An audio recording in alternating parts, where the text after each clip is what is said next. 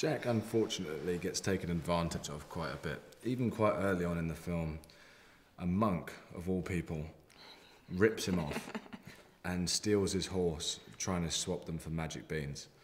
And Jack's a trusting guy, and he thinks the best of the monk, but it makes him look a bit silly, and he gets told off for it terribly by his uncle, and that happens a fair bit. He's made to feel useless, but luckily he gets the opportunity to kind of prove himself on this journey.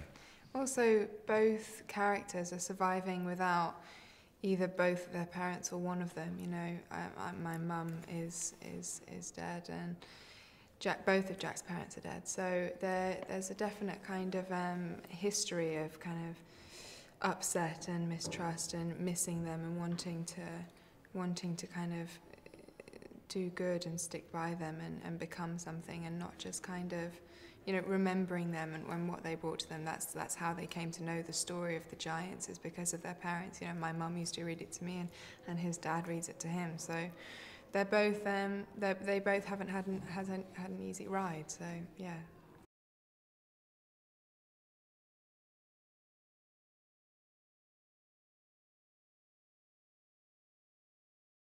I use people like Sigourney Weaver as inspiration because I think she's a very strong woman, and I wanted to kind of bring aspects of that. And also, I'm pretty feisty myself, so you know, I wanted to kind of bring aspects of that. I didn't want her to be at all conventional. I didn't want her to be combing her hair all the time and kind of looking pretty. And particularly, I even spoke to Joanna Johnston about the costume design for Isabel when she runs away. I wanted that to be boyish and ripped and tattered, and still with that fairy tale aspect, which Joanna has amazingly captured. But yeah, I wanted her to be a little bit rough and ready, and not quite so pristine as all princesses tend to be.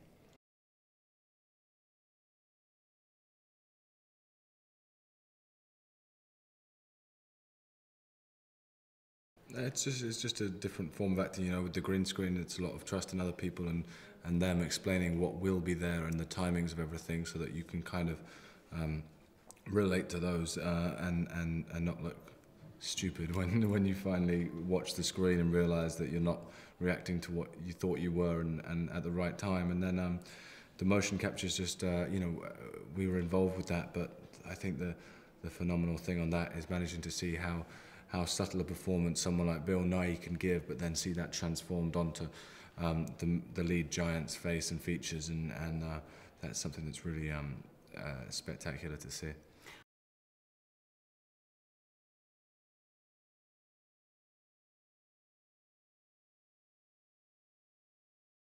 Oh God, I mean, it's just been the most fantastic roller coaster from day one. I've loved every second of it, and yeah, when I saw the final product, I couldn't believe it was me. I was like, wow, I actually did that? It looks so cool. And then, you know, just seeing everything, the special effects and everything put together, and everyone's performances and our relationships with each other, it just makes a really kind of special movie, and I really enjoyed it. I mean, when it all comes together, you're never quite sure how things are working when you're on set. You know, you can have the best time making a film, but sometimes it doesn't translate onto screen. But this one, I think it does. I think it's a really fun adventure, and that's what we had making the film.